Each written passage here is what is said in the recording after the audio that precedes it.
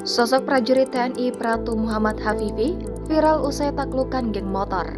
Aksi heroik itu dilakukan oleh seorang pria yang merupakan prajurit TNI Satuan Datasemen Markas Diviv 1 Kostrat. Prajurit tersebut diketahui bernama Pratu M. Hafifi.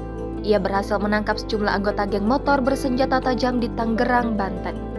Dikutip dari tribunbanten.com, insiden itu terjadi pada 25 Desember lalu dini hari sekitar pukul 2.45 waktu Indonesia Barat. Kala itu, Pratu M. Hafifi hendak pergi ke rumah orang tuanya yang berada di Bogor untuk mengantarkan berobat. Saat dirinya berhenti di wilayah desa Kutruk, ia mendapat aduan dari warga jika ada segerombolan orang diduga kelompok geng motor. Geng motor ini diperkirakan berjumlah 13 orang. Mereka disebut tengah melaksanakan aksi penghadangan dan upaya pembacokan kepada pengguna jalan secara acak. Mendengar aduan itu, ia langsung tergerak dan menuju lokasi. Sesampainya di tempat, Pratu M. Hafifi melihat 6 anggota geng motor tengah membeli rokok di warung. Ia pun langsung menghampiri dan bertanya karena curiga salah satu dari mereka membawa senjata tajam. Setelah mendengar pertanyaan Hafifi, mereka mencoba kabur.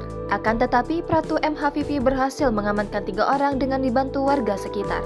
Berkat keberaniannya itu, Pratu M. Hafifi pun mendapat penghargaan dari Panglima Divisi Infanteri 1 Kostrat Mayor Jenderal TNI, Bobi Rinal Makmun.